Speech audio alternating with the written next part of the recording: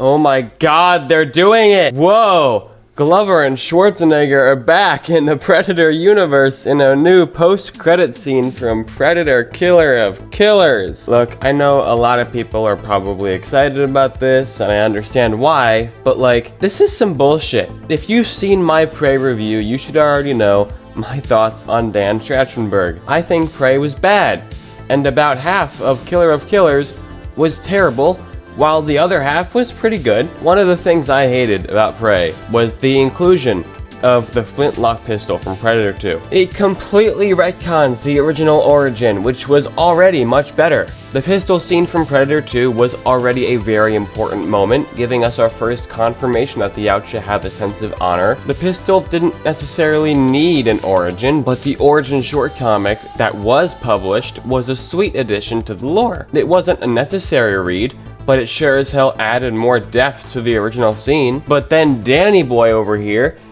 came along with Prey and decided we just need to change that. So here's the pistol in Prey for absolutely no reason at all.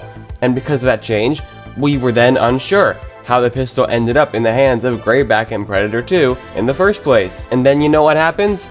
We see the same pistol again in Killer of Killers. So now this thing has gone from some French guy to Naru to the clan from Killer of Killers, and it'll probably go back to Naru again. Oh wait, no, Harrigan is back and captured by the goddamn Killer of Killers clan. So that means it was with the French guy, then Naru got it, then she lost it somehow, then it like found its way somehow to the hands of Greyback.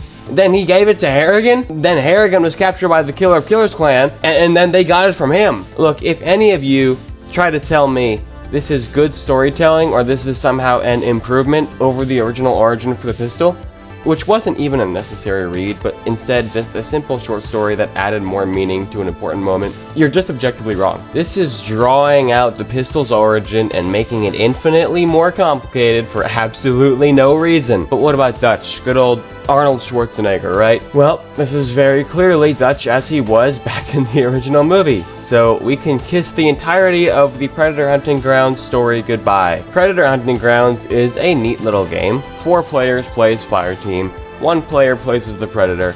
The Predator's job is to hunt and kill each member of the Fire Team, and the Fire Team's job is to complete their mission and extract safely or kill the Predator. This game, unfortunately, has no campaign, but it does have audio tapes that you can collect.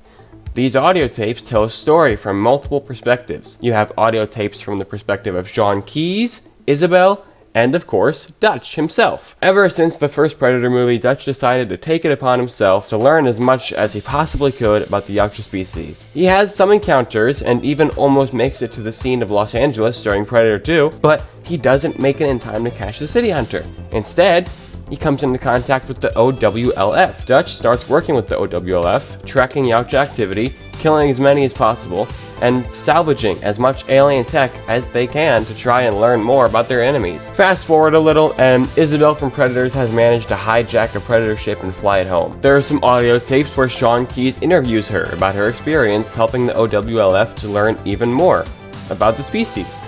Fast forward even more, and Dutch is now an 80-year-old man who officially got his ass kicked by Cleopatra, a female Yautja, was left injured, and decided to undergo an experiment that merged his DNA with that of a Yautja, allowing him to fight as if he were still young and spry. Now, I know I left out quite a lot, but this is a long story, and for the sake of this video, I decided to leave out some of the details. But all of this is now gone anyway, so it doesn't even really matter. The lore inclusions from Hunting Grounds were, in my opinion, some of the best parts of Predator lore. It finally gave us an explanation for whatever happened to Arnold's character, while also tying each movie together in a way that felt natural. One of my issues with the Predator series was how self-contained each movie felt. This game's story fixed that issue completely for me. But no, just like the pistol, we're gonna get rid of an amazing piece of canon just to replace it with something that'll likely be worse. And yes, we know that this all contradicts Hunting Grounds.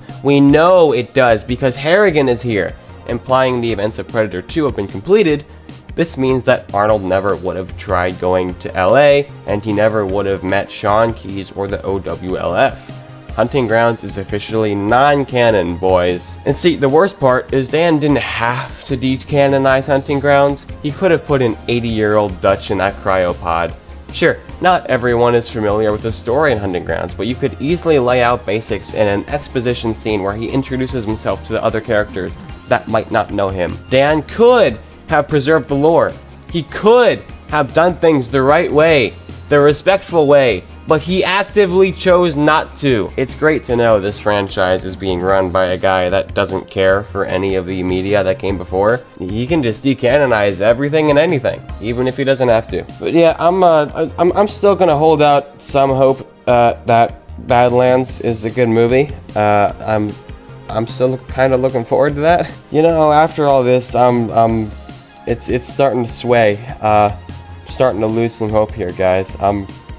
I'm really, really upset because now that I know he's more than willing. Because, like, okay, look, see, the pistol being retconned, that was one thing, right? That was just one thing, and it was kind of, in all honesty, a minor thing, right? So you can kind of like, okay, he just did that one thing. It's a stupid decision, but it's only one thing. But now he's doing this too. Now he's decanonizing everything in Hunting Grounds.